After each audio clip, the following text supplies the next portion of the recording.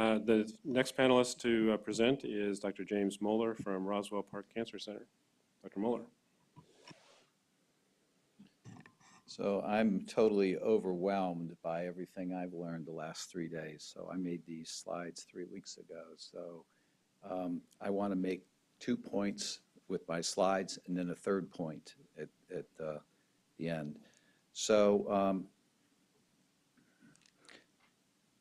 the reason why a lot of people have been talking about prostate cancer is this problem about we diagnose a whole lot more men than die of it. We don't know what technology to use. None, IMRT, or the robot. And we keep going on and on about this, and now we can add or proton. We got to remember that most men should get active surveillance, but they're not because there are financial pressures and incentives that prevent men from actively surveilling their prostate cancer. So I'm very proud of the fact that our NCCN Guideline Committee has been instrumental in this movement toward active surveillance, which is the option of none.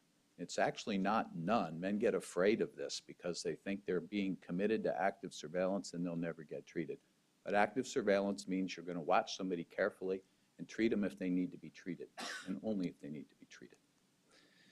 So now we can have this fancy-dancy IMRT business. And this IMRT is a good thing, but it's gotten confused with self-referral. And so I love Jean Mitchell. She's sitting on Cape Cod Beach right now with her family. That's why she's not here. Her work is absolutely unbelievable, and it is, as mentioned earlier, it encompasses everything from bone marrow transplantation to surgery centers and all kinds of stuff, and yet most people focus only on this IMRT problem. And this is the basic problem, that if you're in a self-referral group prior to the in-office exception and which allowed for ownership of radiation machines by urologists, this is what the distribution of treatments look like. And then the brachytherapy goes away and jumps over into IMRT. Then the next thing that happens is that radical prostatectomy goes down and jumps over into IMRT. Not very often, though. And then androgen deprivation therapy fortunately goes away. That's good. And it jumps over, unfortunately, up into IMRT. And active surveillance and other treatments go away and also jump into IMRT. So this is what it looks like if you imagine each one of those little people as a patient. Okay, it's easier to understand than her complicated paper. Okay, so this is what it looks like now. Now, what if you're in a non-self-referral practice? What happens? Well, we have a little bit more IMRT, just 2 guys. We got 1 less brachytherapy. They just shifted to IMRT. And radical prostatectomy went up slightly. Maybe that's the robot. ADT went away. That's good. And active surveillance has gone up a little. Now, the most recent evidence suggests that active surveillance is going up more. That's provided by the MUSIC study. So that's how different this all looked. Now, I'm going to skip through this for time. But NCCN, just to say that if you practice in an NCCN center, there was a much greater gain in the active surveillance population. So this just shows that where you practice and what your practice situation is makes a difference. Okay, so now I'm going to switch to the robot since I'm the token surgeon on the panel here. And I'm very proud of the fact that when I came to Roswell 12 years ago, I thought the future of surgery was minimally invasive surgery. Roswell basically didn't do any of it. They did almost no laparoscopic surgery and no robotic. And we have now done 2,500 cases, and we've only had a single death. And I think that is because the board of Roswell Park was scared to death that when I come in there and get my little robot, I don't know anything about robot surgery, that me and my colleagues are going to kill a bunch of people. And they made us from the very beginning put in place a prospectively populated quality assurance program of data collection and complete monitoring of our outcomes. And this has allowed us to begin our program safely in robotic prostatectomy, and then 1 year later extend it to radical cystectomy. And I think we've done more radical cystectomies with intracorporeal urinary diversion than any other center in the world, and we're located in little old Buffalo, New York. So we've done it by developing a program that simulates the operation in our simulation laboratory.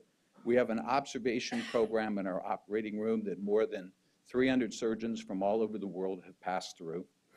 We realize that no one is wise enough to do robotic surgery alone. It's a team enterprise. And then we always test drive in the porcine lab anything that's new, whether that's a procedure or a surgeon or an assistant.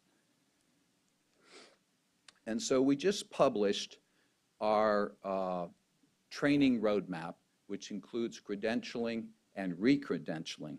And I cringed yesterday when I learned that at UCLA, you're credentialed to do robotic surgery if you do 10 cases in a 2-year period. I couldn't believe it.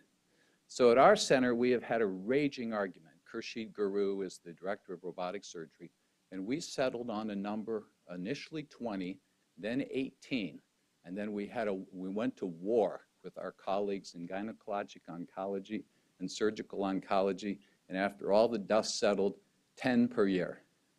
I would not let anyone operate on me who does 10 robotic cases a year. That's not even one a month. So I got my daughter married last Saturday, and then I went to the beach to recover, see if I had any money left. So I haven't operated. When I operate on Thursday, I will not have done a robotic case in 3 weeks. And I will feel dangerous for the first little bit.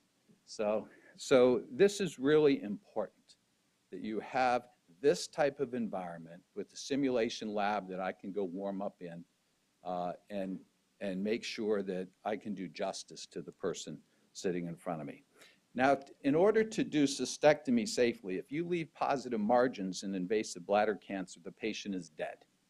So this is very different than this robot prostate argument we've been having, which is over about potency preservation and continence preservation. Here you're dead if you leave positive margins. So we formed this huge international robotic cystectomy consortium, and we have spent about $3 million on this from institutional and foundation funds. We have written numerous grants and cannot get anyone to fund this because it's just collecting data. It's not a randomized clinical trial. So I'm going to skip the conclusions. If you elect not to have the surgery, the insurance company offers 6 days and 7 nights in Barbados. One of my favorite slides. Okay, so now I want to tell you 2 things. So I was sitting here thinking about, everybody puts up these nice little sayings. Ward Griffin was my chairman of surgery at UK when I was a little resident, and he had 5 rules of surgery, and 2 of them are pertinent to what we've talked about. The first is the bold surgeon is the one who recognizes that the patient takes all the risks. The second one is more people live off of disease than die from it. And that's basically what we're talking about here.